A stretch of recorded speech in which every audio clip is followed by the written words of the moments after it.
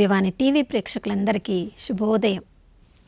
యేసుక్రీస్తు పరిశుద్ధ నామంలో ప్రియులారా మీ అందరికీ స్వాగతం, సుస్వాగతం. గడిచిన దినమంతా కాచి కాపాడిన దేవునికి మనసారా వందనాలు తెలియచేద్దాం. నూతన ఉదయంలో కూడా నమ్మదగిన దేవుడు, విశ్వసనీయుడు మనందరిపై నూతనంగా తన ప్రేమను, కరుణను, కృపను కుమ్మరించానని వాగ్దానం చేసిన దేవుడు నమ్మదగినవాడు, విశ్వసనీయుడు. ప్రియులారా,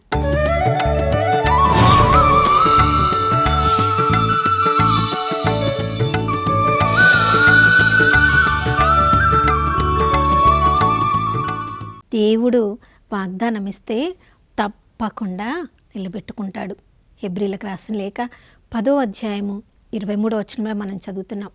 దేవుడు ఇచ్చిన తన వాగ్దానములను తప్పకుండా నిలబెట్టుకునే దేవుడు కాబట్టి ప్రియులారా, ఆ వాగ్దానములను ఇచ్చిన దేవుడు నమ్మదగినవాడు, విశ్వసనీయుడు అని నమ్మినట్లయితే ఈరోజు అంతా కూడా ఆయన కృప, కరుణ, ప్రేమ నాకు తోడుగా ఉంటుందని ఎవరెవరైతే విశ్వసిస్తారో తమ నిరీక్షణను కోల్పోకుండా ఆనందంగా ఈరోజు అంతా జీవించవచ్చు.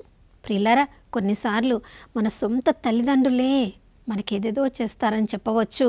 కానీ జీవితం అంటే ఎన్నో ఒడిదుడుకులు, ఎన్నో మన అనుకొననివి జరుగుతూ ఉంటాయి. చూడండి, జీవిత భాగస్వామి కూడా వివాహమే రోజు అన్ని పరిస్థితులలో తోడుగా ఉంటానని దేవుని సమక్షంలోనే వాగ్దానం చేయవచ్చు.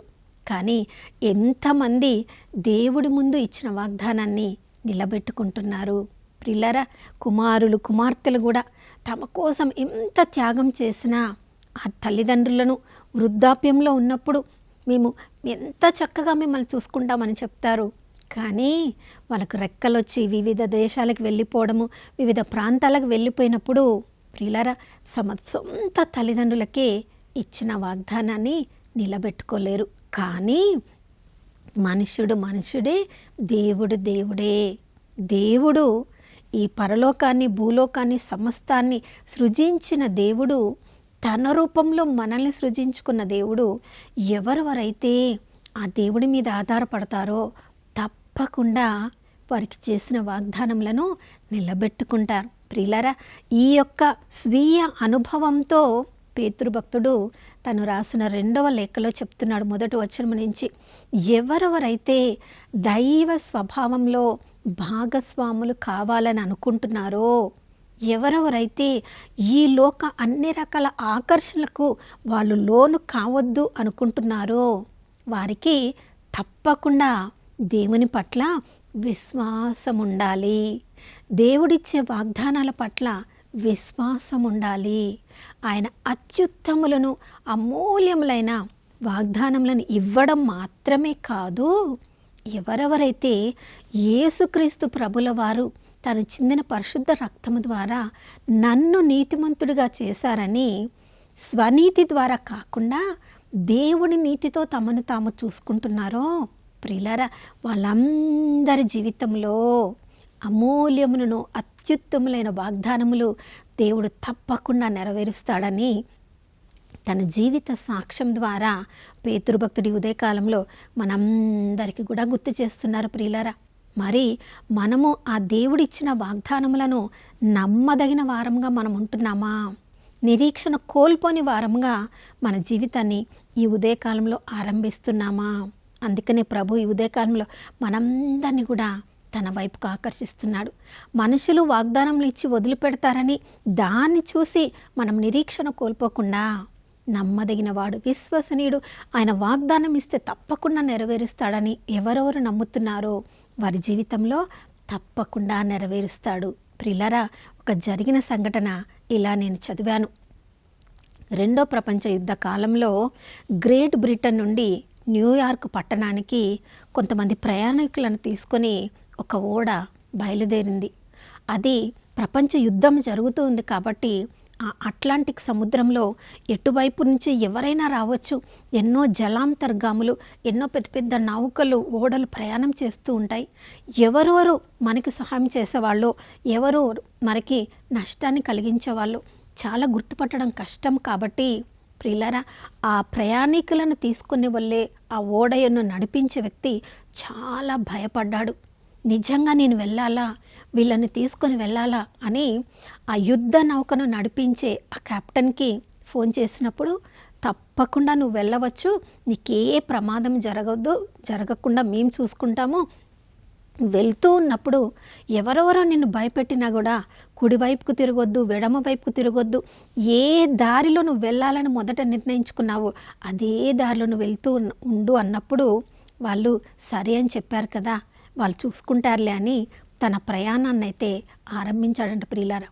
కొన్ని నెలల తర్వాత ఆ ప్రయాణములో యుద్ధ నౌకలు తనకు ఎదురుగా వస్తున్నట్లు కనిపించినప్పుడు చాలా భయపడ్డాడంట. ఇప్పుడు ఏం చేయాలి అని మరలా యుద్ధ నౌక కెప్టెన్కి ఫోన్ చేసి, యుద్ధ నౌకలు నాకే ఎదురుగా వస్తున్నాయి, మమ్మల్ని ఏం చేస్తారో ఏమో అని నేను చాలా భయపడుతున్నాను, నేను ఎడమవైపు వెళ్ళాలా కుడికి వెళ్ళాలా అన్నప్పుడు ఎటువైపు వెళ్ళొద్దు, నువ్వు నేరుగా నువ్వు వెళ్తున్న దారిలోనే వెళ్ళు అని చెప్పినప్పుడు సరే అని మరొకసారి ధైర్యం తెచ్చుకొని ముందుకు సాగడం మొదలుపెట్టాడంట. అలా ముందుకు సాగుతూ తను న్యూయార్క్ పట్టణానికి చేరి ఆ ఓడ రేవుకు చేరి ప్రయాణికులందరూ కూడా దిగిన తర్వాత దేవునికి వందనాలు చెప్పి, నన్ను సురక్షితంగా దేవుడా నువ్వు చేర్చావు అని చెప్పి తను ప్రయాణం సుఖంగా జరిగినందుకు ఎంతో సంతోషిస్తూ ఉన్న 2-3 రోజుల్లోనే ఒక పెద్ద యుద్ధ నౌక అదే ఓడరేవుకి రావడం గమనించాడంట. తనకెంతో ఆశ్చర్యం. ఈ యుద్ధ నౌకకి ఈ కెప్టెన్కి కదా నేను ఫోన్ చేసింది, నేను ఆరంభంలో ఫోన్ చేశాను, మళ్ళీ నాకు భయం కలిగినప్పుడు ఫోన్ చేశాను, వాళ్ళు ఎక్కడో బ్రిటన్లో ఉన్నారు అనుకున్నాను, కానీ వాళ్ళు నా వెనుకనే వస్తున్నారా, నా నౌకను గమనిస్తూ ఉన్నారా, మాకు రక్షణగా మా వెనుకనే ఉన్నారా అని గమనించినప్పుడు అతడు కన్నీరు కార్చాడంట ప్రియులారా. చూడండి, ఈ లోకంలో మనుషులే ఒక యుద్ధ నౌక కెప్టెనే తను ఇచ్చిన మాటను నిలబెట్టుకున్నప్పుడు ఆ రక్షణను అనుభవించిన ఆ యొక్క ప్రయాణికులను తీసుకుని వెళ్ళిన ఆ ఓడను నడిపించిన వ్యక్తి అంతగా దేవునికి వందనాలు చెప్తే, ప్రియులారా నేను ఉన్నవాడను, నేను నమ్మదగిన వాడను, నువ్వు భయపడవద్దు, లోక అంత్యం వరకు నేను నీతో ఉంటాను, నేను నిన్ను కన్న తండ్రిని అని చెప్పి వాగ్దానం ఇచ్చిన దేవుడు ప్రియులారా మనల్ని వదిలిపెడతారా, మన అనాథలుగా చేస్తారా, మనల్ని పరదేశులుగా చేస్తారా? కానీ మరి ఆ దేవుడిచ్చిన వాగ్దానములు ఎందుకు మన జీవితంలో నెరవేరడం లేదు అంటే, ప్రియులారా హెబ్రీలకు రాసిన లేఖ 11వ అధ్యాయంలో మనం చదువుతున్నాం, విశ్వాస వీరుల గురించి మనం అక్కడ చదువుతున్నాం. ఆ వాగ్దానములు మన జీవితంలో నెరవేరాలంటే మన తరపున చేయవలసిన క్రియలు కూడా కొన్ని ఉన్నాయి. చూడండి, హేబేలు కయీను గురించి చూస్తున్నప్పుడు ఇద్దరిని దేవుడు అంతగా ప్రేమించాడు. అదే దంపతులకు వాళ్ళను కుమారులుగా ఈ లోకంలోనికి తీసుకొని వచ్చారు. కానీ కయీను కంటే హేబేలు యొక్క బలిని దేవుడు స్వీకరించాడంటే హేబేలు హృదయాన్ని దేవుడు చూశాడు. నేను శ్రేష్టమైన బలిని నన్ను ప్రేమించే దేవుడికి అప్పగించాలని హేబేలు అప్పగించాడు. కాబట్టి ఆ బలి యొక్క సువాసన దేవుడికి ఎంతో సంతోషాన్ని ఇచ్చింది. కయీను మాత్రము దేవుడు ప్రేమనైతే అనుభవిస్తున్నాడు, దేవుని ద్వారా సురక్షితంగా ఉండగలుగుతున్నాడు, పొలంలో పని చేసుకుంటున్నాడు, తనకు తాను సంతోషంగా ఉన్నాడు. కానీ తనను ప్రేమించి ఆశీర్వదించే ఆ దేవుని పట్ల నమ్మదగిన వాడుగా ఉండలేకపోయాడు. కాబట్టి ప్రియులారా దేవుని వాగ్దానములను తన జీవితంలో అనుభవించలేకపోయాడు. చూడండి, హనోకు గురించి చదివినప్పుడు దేవునితో ఎంతగా అడుగులో అడుగు వేసుకుంటూ తను వివాహ జీవితంలో కుటుంబ జీవితంలో ఉన్నప్పటికీ ఆ దేవుని పట్ల ఎంత విశ్వసనీయంగా ఉన్నాడో. ఒకవైపు కుటుంబ జీవితంలో అన్ని పరిస్థితులను, కష్ట నష్టాలను, సుఖ సంతోషాలను ఎదుర్కొంటున్నప్పటికీ తన దృష్టిని అంతా తను అడుగులో అడుగు వేసుకుంటూ ఆ దేవుని మీదనే ఉంచాడు. చూడండి ప్రియులారా, ఈ లోకం మీద దృష్టిని పెట్టలేదు కాబట్టి తనను సృజించిన దేవుడు, తనను ఆశీర్వదిస్తున్న దేవుడు, తన పట్ల ఉన్న వాగ్దానములను నెరవేరుస్తున్న ఆ దేవుని మీదనే దృష్టిని పెట్టాడు. కాబట్టి ఆయన దేవునితో నడుస్తూ దేవుని అడుగులో అడుగు వేసుకుంటూ పరలోకం వరకు వెళ్ళిపోయాడు. కాబట్టి అతడు మరణాన్ని చవి చూడలేదు, అతడు మరణించినట్లుగా అక్కడ రాయబడ్డము మనం చూడడం లేదు ప్రియులారా. చూడండి, దేవుని వాగ్దానములను నమ్మిన వారి పట్ల దేవుడు ఎంత నమ్మదగిన వారిగా ఉంటారో ప్రియులారా. ఆ వాగ్దానములు దేవుడు మనకి ఇచ్చినప్పుడు అవి వెంటనే నెరవేరుతాయని కాదు, దానికి సంబంధించిన ఏ గుర్తులు ఆనవాళ్ళు కూడా కొన్నిసార్లు ఉండవు. దేవుడు అబ్రాహామును పిలిచినప్పుడు నీ ఊరును చుట్టుప్రక్కలను అందరిని వదిలివేసి నేను చూపించు పాలు తేనెల వారి కానా దేశానికి వెళ్ళమన్నప్పుడు ఎన్ని రోజుల ప్రయాణమో తెలీదు, ఏ రూట్లో వెళ్ళాలో తెలీదు, ఎన్ని రోజులు పడుతుందో తెలీదు, ఎన్ని కష్ట నష్టాలు రాబోతున్నాయో తెలీదు, దేవుడు తనతోనే ఉంటాడో లేదో కూడా తెలీదు. అయినప్పటికీ ఏమి జరగబోతుందో తెలియనప్పటికీ కూడా దేవుడిచ్చిన ఒకే ఒక్క వాగ్దానం, పాలు తేనెలు జాలుబారి ఆ దేశంలోనికి నేను నిన్ను తీసుకొని వెళ్తాను అని చెప్పిన ఒకే ఒక్క వాగ్దానాన్ని పట్టుకొని అన్ని శ్రమల కష్టాలు ఎదురైనప్పటికీ ప్రియులారా వాగ్దానం మీద దృష్టిని పెట్టి ముందుకు వెళ్ళిపోయాడు. కాబట్టి ప్రియులారా చూడండి, ఇన్ని వేల సంవత్సరములు అయిన తర్వాత కూడా అబ్రహాము విశ్వాసం గురించి దేవుడిచ్చిన వాగ్దానాల మీద ఎంత నమ్మిన వాడుగా ఉన్నాడో ఈ రోజు వరకు మనకి కూడా అర్థం కావడం లేదు. అంటే ఆ వాగ్దానములను ఎంతగా నమ్మాడు. తనకి కూడా ఎన్నోసార్లు అనుమానం కలిగింది.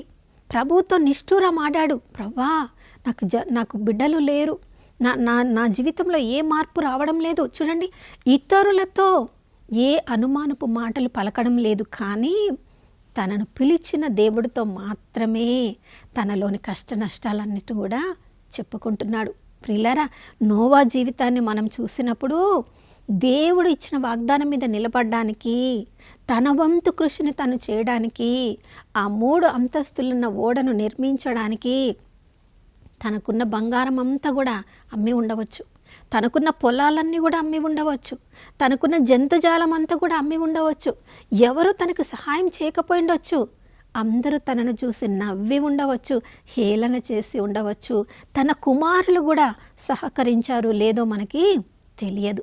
తనకున్నదంతా కూడా అర్పించి దేవుడిచ్చిన వాగ్దానం ప్రకారము ఆయన చెప్పిన పనిని చేసినప్పుడు చూడండి, నమ్మదగిన దేవుడు, విశ్వసనీయుడు.